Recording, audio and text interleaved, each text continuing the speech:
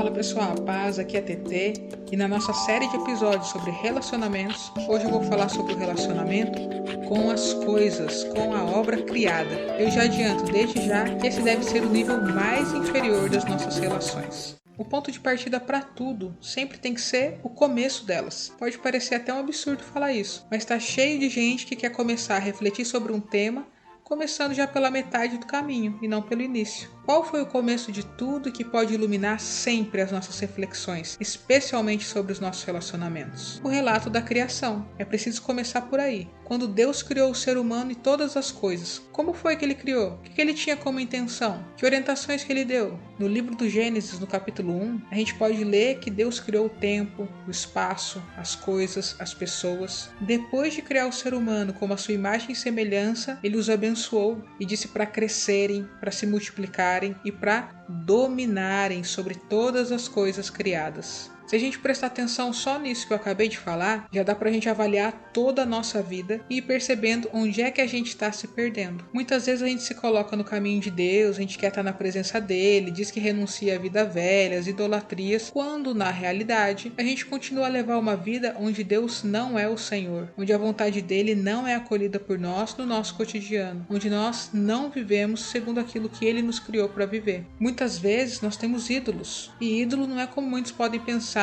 Exemplo, né? Fulano é meu ídolo. Eu queria ser como ele. Não. Os ídolos são realidades que ocupam o lugar de Deus na nossa vida. Até aqui vocês podem estar achando que tudo vai bem e conforme a vontade de Deus, que ele é o centro da sua vida. Mas e se a gente trouxer isso para o nosso cotidiano? E se eu perguntar para você quem é que domina quem? Que tipo de resposta será que vai aparecer, hein? Vou falar as coisas e você vai pensando se você tem dominado ou sido dominado por elas. Então vamos lá. Começar de uma coisa que pouca gente deve refletir a respeito, sobre o clima. Eu ajo de acordo com o clima? Se tá frio eu só reclamo, não faço nada que eu deveria, só quero cama e coberta. Se tá calor eu só quero saber de fazer as coisas ao ar livre e não cumpro com os meus deveres. Enfim, tem um monte de coisa, né? Se tá chuva, se tá frio, se tá sol, a gente vai se deixando tantas vezes levar e sendo negligente com as nossas tarefas ou mudando o nosso humor, o nosso modo de se relacionar também com os outros a partir do clima.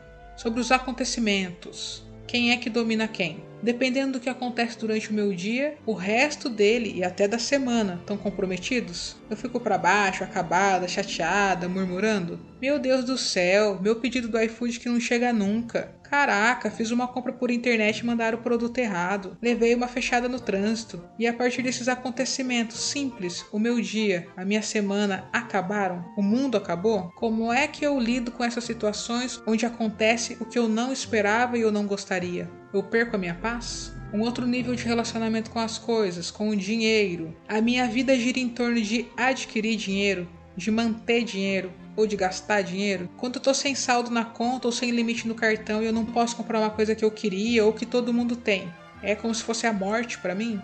Uma outra coisa que pega mais para as mulheres, mas também pega para bastante homem. Questão das roupas. Eu não empresto, eu não dou. Eu sempre tô comprando mais e mais. E lógico, tem que ser de marca, né? Vou vestir qualquer coisa? Imagina. Com relação à comida, aquela perguntinha clássica, né? Eu como para viver ou eu vivo para comer? Tem muita gente que se perde na relação com a comida. O modo como se relaciona com a alimentação, com os alimentos, é um modo desordenado, buscando um prazer, buscando a solução da vida, a felicidade no fundo do prato. Uma coisa que eu também acho que pouca gente para refletir.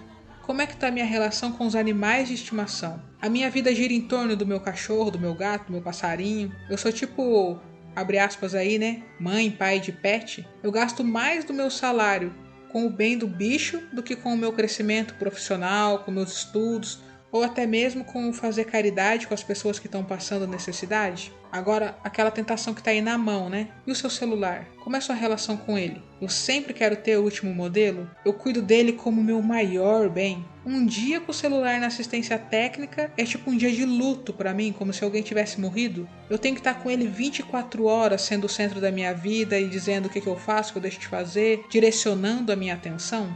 Pessoal, ser feliz não pode depender das coisas ou dos acontecimentos. A felicidade tem que estar intimamente ligada a nossa liberdade interior, que é obtida a partir da nossa relação com Deus, a partir do momento que o nosso interior é ordenado para o amor. Para isso, a gente tem que se esforçar num tratamento que tem 2 remédios. Presta atenção aí, ó. O primeiro remédio é a absoluta confiança em Deus. Enquanto eu tiver meus dias sem confiar que Deus me ama, que Ele está comigo, que Ele cuida de mim em cada detalhe e que tudo concorre para o bem de quem o ama, eu vou continuar tendo uma relação desordenada com as coisas. Eu vou continuar achando que a minha felicidade depende do que eu tenho ou do que, onde e como as coisas acontecem.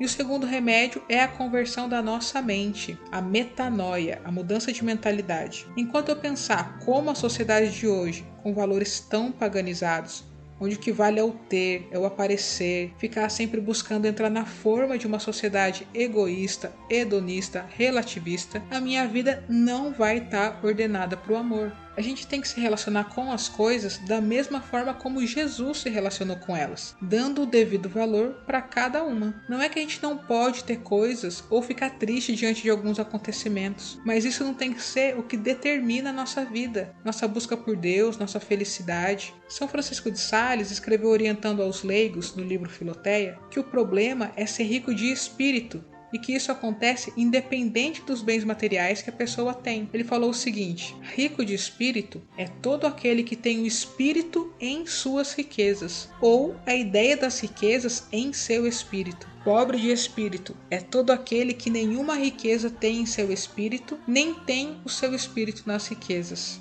Vejam aí que em nenhum momento ele falou que o problema está no objeto que se tem, mas o problema está sempre no modo como a pessoa se relaciona com aquilo que ela tem.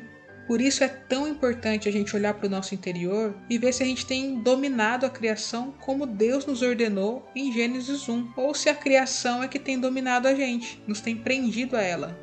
A partir dessas respostas, a gente precisa rezar, mas também agir. Como São João da Cruz disse, combater isso é uma questão de vontade. A gente tem que saber que a gente não vai mudar da noite para o dia, mas que vai ser através de um esforço contínuo que o nosso interior vai ser ordenado, transformado. Agora está aí na sua mão, tentar começar a dar os passos com uma liberdade interior, ao rompimento com as idolatrias e a um amor e adoração mais verdadeiros na sua relação com Deus.